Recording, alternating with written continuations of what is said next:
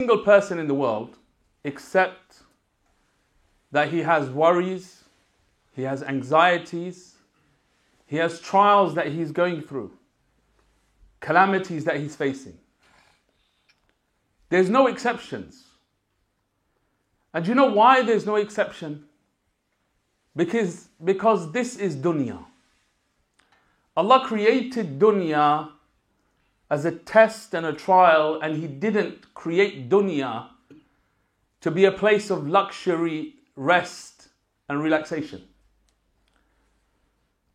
So when a person is feeling the burden of the calamities and trials that he's going through, man, woman, child, whoever it is, a child may be bullied at school, maybe someone that is ridiculed in school. A child could be feeling the peer pressure to push him down the wrong line. And it's so intense now. It's different than it used to be. A child could be facing bullying from the authority in the school, the teacher, or the teachers, or even feel that he's being treated in such a horrid way by the system itself. That's a child. Can you imagine? That's the world of the child. And he's going through all of that. The adult, whether man or woman, they could be feeling the stress of finances, not having enough, and therefore poverty. They could be going through that. They could be going through living with a spouse who is making their life hell. May Allah protect us. They could be going through a situation where they have good intention and they want the best for their children, but their children are pulling completely the opposite, different way. And it's such a struggle just to get the basics done in life. Not to mention the rat race that we all live in and the pressures that brings upon every single one of us. In a society that pulls us and drags us away from Allah, away from the peace and the blessings that come with focusing on the akhirah. So every single person has these things. But then there are people who are going through tragedies that we can't even imagine. Just imagine all of those Muslims under persecution, torture, in all of the different Muslim lands that were occupied and are occupied. Just imagine what they're going through. To the point that you know the thought comes to them, I wish I was dead. To that level? Yes, to that level. Then you open the Quran. And when you open the Quran, suddenly Allah takes you to a verse where you read, وَاصْبِرْ كَمَا صَبَرَ أُولِي الْعَزْمِ مِنَ الرُّسُلِ. Allah says, be patient, just like the greatest prophets were patient. You read this verse and you think, what was the life of the prophets? That's what Allah wants you to think. And what did they endure? How did they live? How did they manage? How did they cope? What got them through day-to-day life? Because they were human beings. They felt the heat, they felt the cold, they felt the burden of finances, they felt the burden of being dishonored, ridiculed, mocked more than any single one of us. And why? Because they were more honorable and noble than every single one of us. And when you're noble and you're honorable, mocking and ridicule and being belittled hurts more than anything else. How did they cope? What gave them that strength? You think about Nuh alayhi salam. From the 5 greatest prophets, Nuh alayhi salam, the first one in the order. You think about his life. He's calling people to that which benefits them, not for himself. He's not asking for money. He's not asking for even help from them. He's asking them, and what do? They cuss him. In simple language, they cuss him. They say, you're mad, you're an idiot, you're stupid. Yeah, the equivalent of these terms. They say, what? What are you playing at? In fact, when he starts to speak, they take their clothes and chuck them over their heads so they can't hear him. They put their hands in their ears. To that level? Yeah, but it doesn't stop there. If it was just the outside world, it's different. But just imagine, some of his family are not Muslim. They don't want to accept his message. Ridiculed. And then the rest of them say, you know what? They use that against him. If it was a true message, his own family would believe, all of them. But they don't. So he must be wrong. Mocking him. Then in the middle of the desert, he's building a boat. Looks strange, doesn't it? They're saying it looks ridiculous. And he has to go through all of that. Does he get to rest? No. No rest. The mocking never stops. The ridicule never stops. He still carries on. If that wasn't enough, you think about a life like that and a long life. How long did he live? 950 years he was calling to Allah, let alone how long he lived.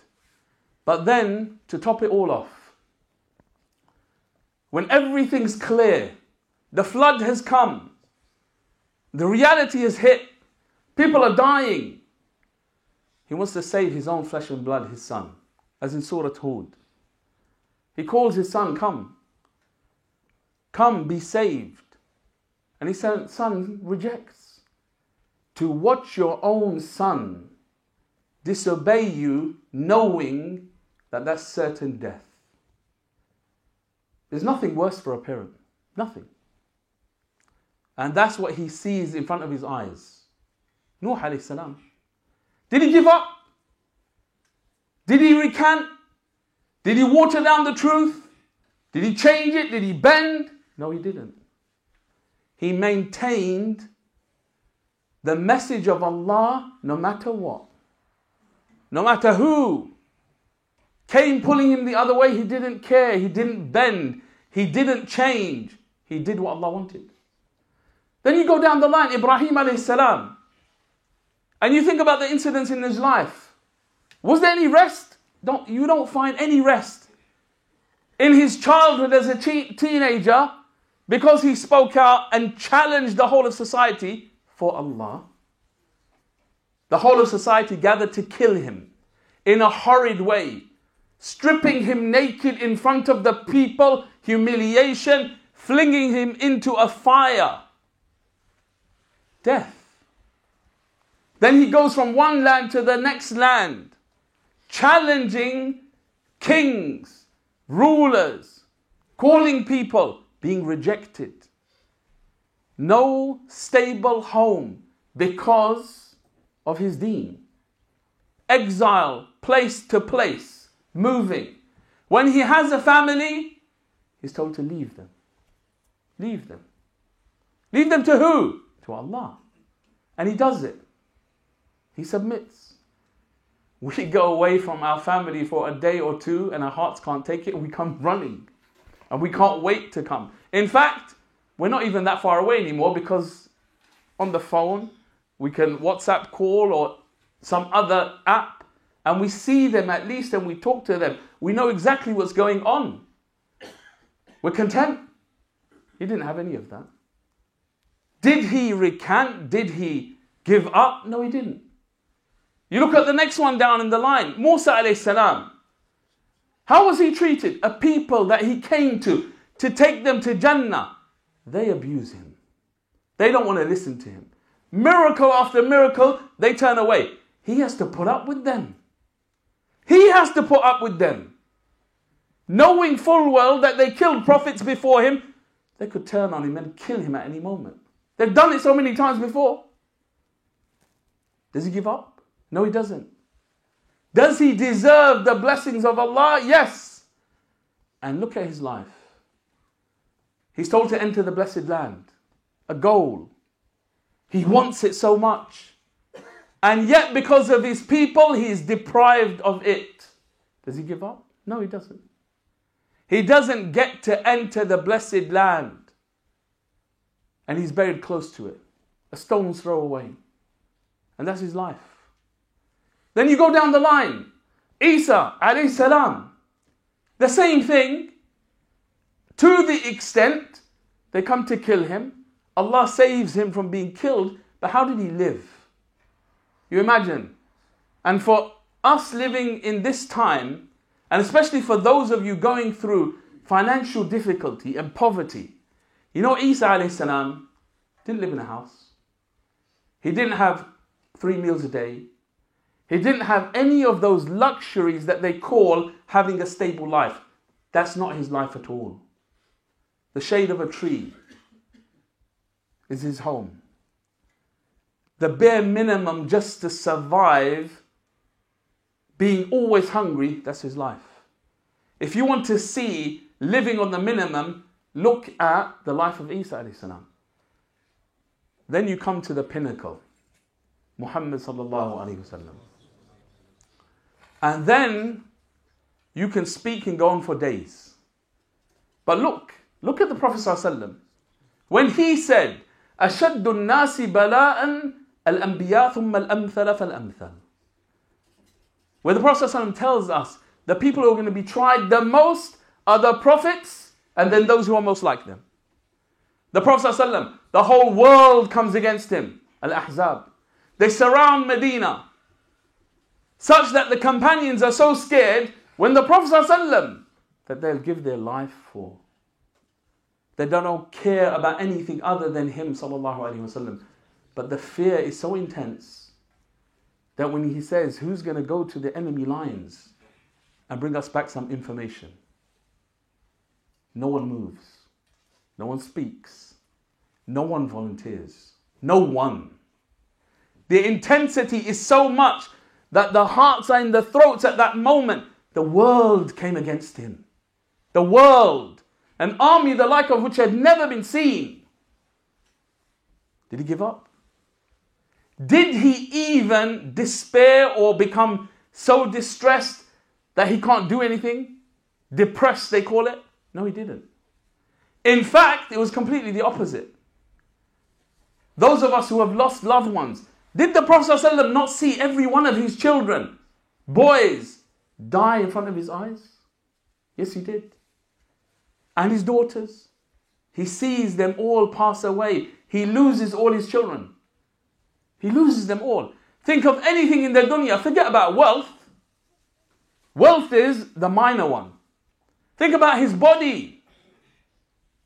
You remember Yunus alayhi salam?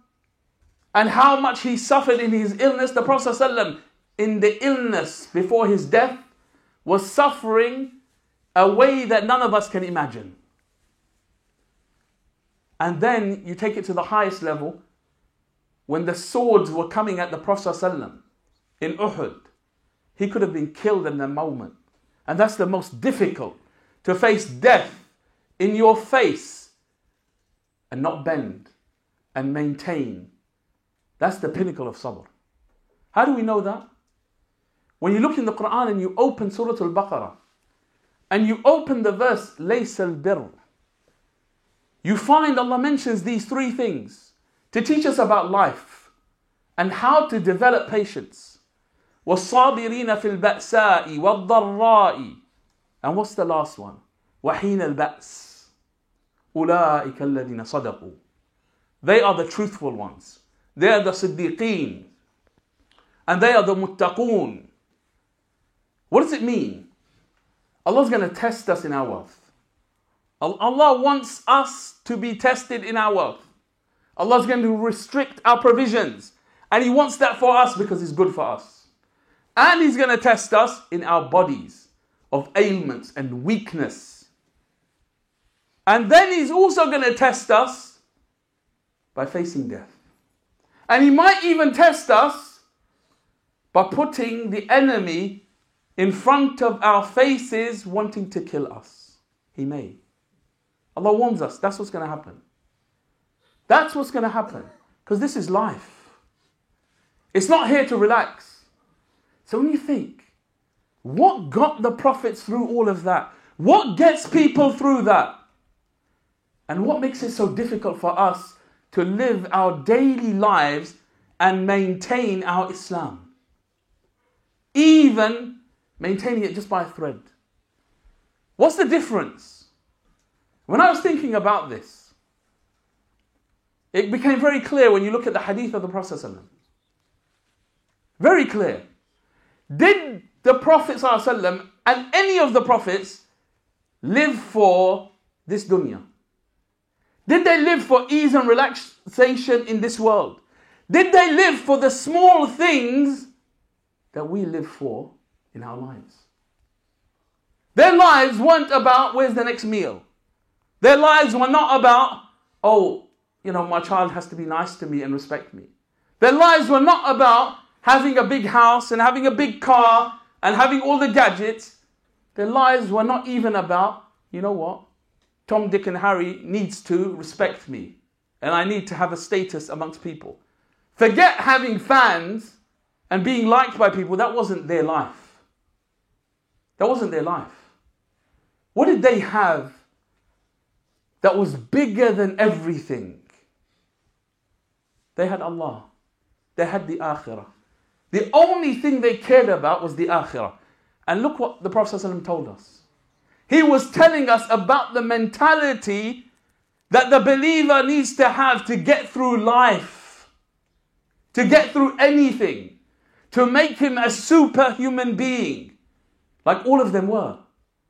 When he said, sallallahu alayhi wasallam, in the hadith of At-Tirmidhi, "Man kanat al-akhirah hammahu," whoever makes his main concern the akhirah, جَعَلَ اللَّهُ غِنَاهُ فِي قَلْبِهِ, Allah will place contentment in his heart.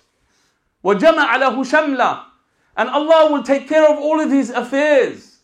وَأَتَتْهُ الدُّنْيَا وَهِيَ رَاغِمَةٌ, and the dunya will come to him even though he doesn't chase it. Now, when you live for something that's bigger than the universe and everything in it, how can something actually insignificant take you away? How can it make you lose sight? But when you live for small things, you become small. You become weaker than you actually are. And then any little breath, forget wind, will blow you miles away. That's what happens. The prophets, that's what they lived for. They didn't care about anything except Allah. They lived for something so huge that nothing can turn them away. That's their life. Now, if every one of us was to think, what do I live for? And if we're honest, we're all so attached to the dunya because we've given into it. We've given in. Even though we maintain certain parts of our deen. But when it gets tough, the first thing we bend are the rules of the deen. That's what we do. We justify in our own selves, I'm going to do this. Why? Because I can't take not doing it. I can't take it. Then we look.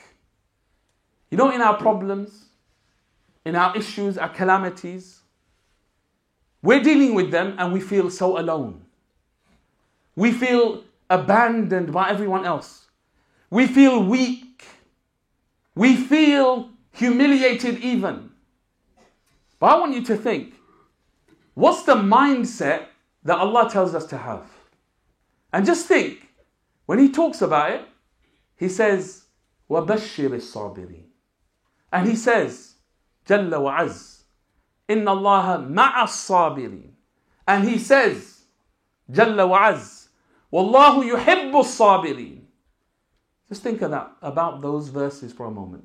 When you go to someone who's suffering, you don't actually say to them, rejoice, be happy, receive glad tidings. It's not normal. People think you're mad. But actually, in afflictions, after saying, we're going to test you this way, that way, and the other way, and every way you can imagine, Allah says, وَبَشِّرِ الصَّابِرِينَ. Tell them to be happy. Oh believers, be happy when you're being tested. You know why? Very simple. That test, that intensity means Allah loves you. That intensity means Allah is with you. That intensity means not because of your strength you're going to be able to handle it. It means Allah is going to shower you with sabr, so you will be able to handle it. وَاصْبِرْ وَمَا صَبْرُكَ إِلَّا بِاللَّهِ. Your patience is not because of what you have and your strength, no matter how much development you've done. It's because of one thing only. Because you intended patience, Allah is going to shower you with it and make you capable of dealing with all of that. That's how it works. And that was to the Prophet ﷺ before anyone else. And then the rest of us. That's how it works. The Prophet ﷺ made it so easy for us. He said, وَمَنْ يَتَصَبَّرْ يُصَبِّرُهُ اللَّهِ. All you have to do to be patient is to intend and try. That's it. The rest, Allah is going to handle. He promised you. But the problem with us, what do? And this is the obstacle. And this is how we fail and why we fail. We live for small things. We don't live for the greatest thing, something big in our lives, to see the will of Allah established on the earth. If you lived for that, you live like the prophets. You'll have the patience of the prophets or something close. And the other problem with us, what do? We don't even intend to be patient. So we fail. So the solution, the summary of it all, if you want to develop patience, number one, live for something big. Even the kuffar, when they live for something big, they're very patient. Even if they're criminals, they'll go through hell to achieve that big thing they want to achieve. Number two, intend to be patient and remember that patience will descend upon you and your heart from Allah. And the last thing, choose to put yourself through difficulty when you don't have to teach your nafs patience. That's the secret behind why the Prophet ﷺ called Ramadan half of patience. You choose to fast. You choose not to eat and drink and enjoy the other pleasures of marital life. You choose. And because of that, you gain half of patience. So that's the secret. 3 simple things. Live for something big. Number 2, intend patience. And number 3, choose to deprive yourself to teach yourself patience. May Allah accept from all of us. May Allah ease our affairs. May Allah relieve all of the Muslimin who are suffering from all of their sufferings.